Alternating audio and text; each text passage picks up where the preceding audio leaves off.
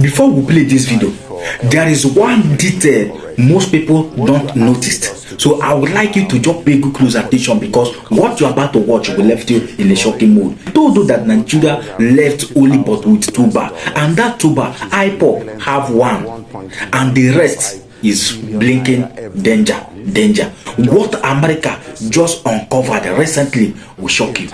Just sit well, let's watch this clip in full. I told you that this 2026 we are in is going to be more brutal than other previous years. Nigeria can never escape the wrath of America. Many people are rising up. Many people have said no to this. You'll be shocked after watching this video. Let's watch the video. Don't go anywhere. The first step in denying a genocide is to question whether it's a genocide. And the first way to do that is to question and minimize the statistics. You will hear often, and this is what the Nigeria's foreign minister says, that there are no more Christians and Muslims that have been killed by terrorists. Thank you very much, Vembai, for helping to situate it correctly. What you are asking us to discuss now is the opportunity cost of deploying 750,000 US dollars, which is equivalent of about 1.125 billion naira every month, just for advocacy. Whereas, in terms of development, if you are to look at the spectrum of the Sustainable Development Goals, you will discover there are a lot that we can do and achieve deploying that resource, particularly when you look at it from the angle of the internally displaced persons that do not have access to various amenities that will ensure that they have a standard livelihood and be properly catered for and allowed to live like human beings.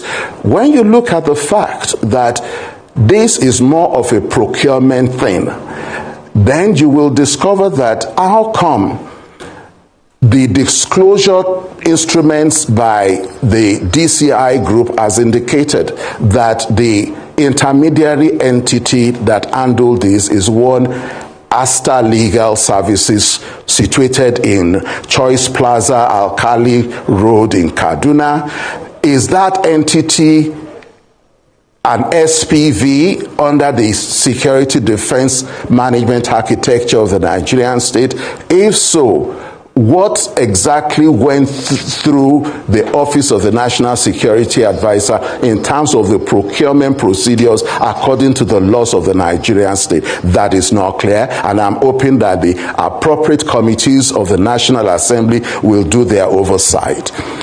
Again, when you look at it from the angle of access to information, when you are deploying resources for a particular purpose and objective, when you take a look at it and compare and contrast this same with what had been in public domain before now, you need to ask yourself, how does this affect your integrity status? As it is now, indirectly, this is casting aspersion on the officials of the Nigerian state that came out forcefully and were very vociferous in stating that there wasn't nothing that can be related to what the accusation had indicated. And I want to believe that a certain Daniel Buhala, amongst others, will apologize to Nigerians. A Daniel Buhala will be gracious to apologize to my very good friend and brother on the table over there, Rufai, that they got this wrong and they were only grandstanding. And when you are grandstanding, you need to understand there is a limit. Now that we are now at this point that they are deploying resources for lobbying, it is clear that we need to now ask them the question, how much are you spending for the rehabilitation of the IDPs? How much are you deploying for the reconstruction and development of the Christian worship centers and other entities and things like that that were destroyed? How much compensation are we going to be paying to the victims of some of these atrocious murder, assassination, and the like that have taken place. Are we now going to be paying compensation to the families of the deceased? Are we going to provide resources for the Christian community to rebuild the churches, for the Muslim community to rebuild the mosques that have been destroyed? Those are the realities that we need to begin to discuss. So when you contrast it with what you are trying to bring up about the South African situation, where the information that went out was not necessarily a true reflection of reality.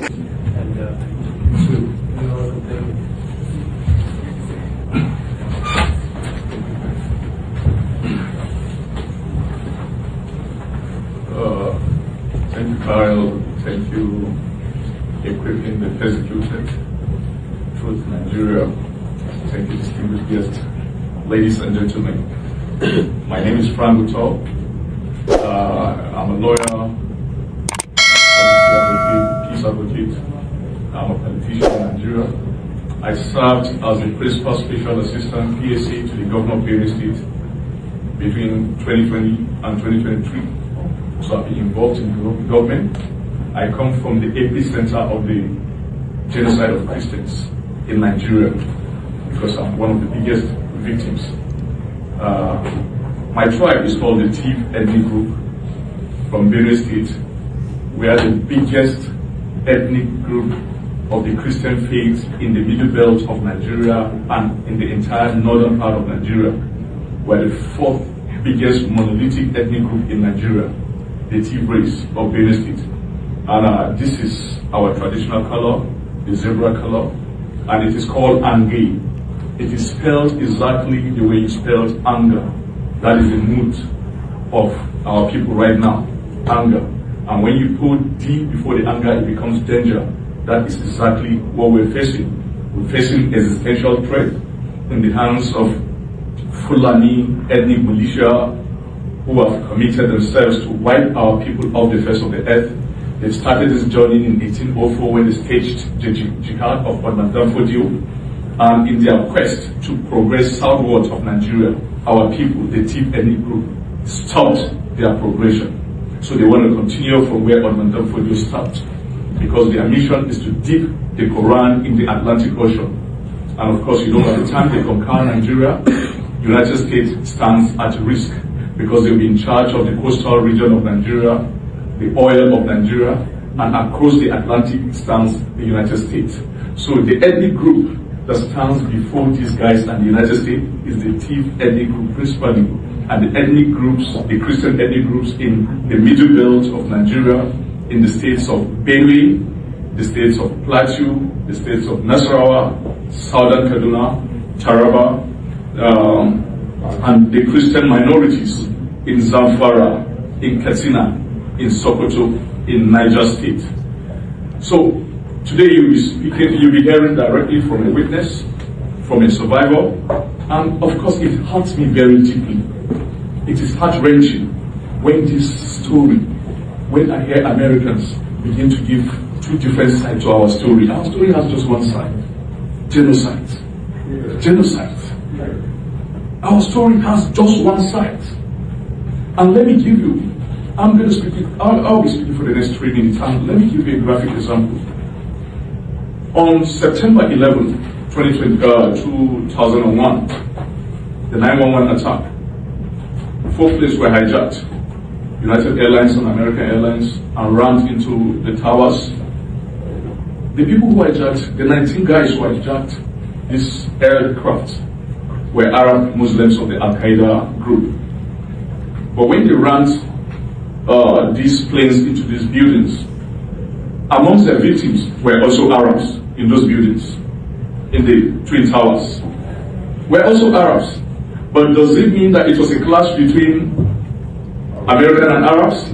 No, it was a direct attack on Americans. Some Arabs may be collateral damage. That was what happened on 911. And so today, if we hear that Muslims are also being killed in Nigeria, they are just collateral damage. And some are killed because of their sect. The epicenter of the genocide in Nigeria is in the Middle Belt, where the Fulanis have been ravaging, destroying our lands and occupying our lands. My village of Yerota was attacked on the night of June 13, where 278 of my relatives were killed. Among these are my nephews, my nieces, my siblings, my uncles, my aunties. When I went to Nigeria, I met a woman whose husband was killed and 5 of her children. That's my cousin. That's my cousin. So these are not just numbers. These are not just disposables or expendables. These are family relatives. For every number you had in Nigeria, these are my cousins. These are my siblings. As I talk to you right now, my father's youngest son, my youngest sibling, is just 3 years old. He's in the IDP camp.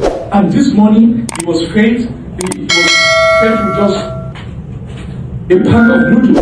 They were given a pack of noodles, 4 of them, to share a single pack of noodles, 4 people. A single pack of noodles.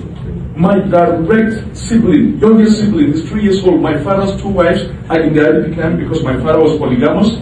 I have 13 siblings. They are all in the IDP camp. My father was acting in local parentage to the children of his dead siblings. So he was a father to about 42 other kids. They are all in the IDP camp. My father was the village head of Yerota, the village which was the epicenter of the June attack. The worst attack in the history of the world in 2025, where 278 people were killed in a single night. It never happened anywhere in the world. It happened in my village, my community, my own relatives. So, I am the final authority in exactly what is happening, not the Nigerian government. We do not believe they will tell any other side than the side they've been saying. Because many of them are the enablers of what is happening. And now today, instead of the Nigerian government to focus on solving this issue, they are spending millions of dollars of unbudgeted funds, taxpayers' money, for optics to the lobbyists. That is exactly what is happening. That money could have solved the issue. The $9 million could have solved the issue of what's on ground. And returned as they continue to launder their image. Our people are still in the IDP camp with no plan for them to go back home to their ancestral lands. Their ancestral lands are right now in the hands of the Fulanis. Finally, as I conclude, this same morning of today in Nigeria, 2 of my kinsmen from a neighboring community called Daudu, 2 of them, Tekedi Ashwa, 46 years old, and Aledi, 44 years old, were arraigned in the Federal High Court Abuja today for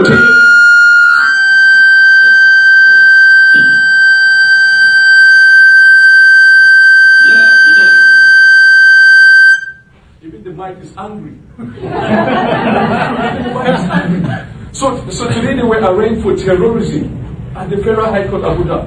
What is their offense?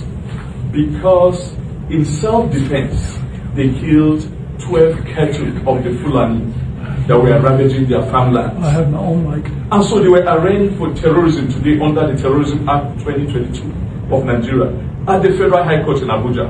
And who is the prosecutor? A certain Fulani man called MB Abubakar. Who is the only witness in this whole case? A certain Fulani man called Fahad. That is exactly what is happening to us. Our kinsmen today were arraigned in Abuja for killing 12 cattle. They were arraigned for terrorism. But the Fulanis who have killed hundreds of my kinsmen in June, who are killing every day thousands of our relatives, no one has been arrested and no one has been arraigned. I finally conclude by saying, you are the conscience of the free world. The might of America is not in the armed forces. It's not just in the military or its wealth, but it's in its moral authority. Can you use your moral authority to defend us, please? Thank you.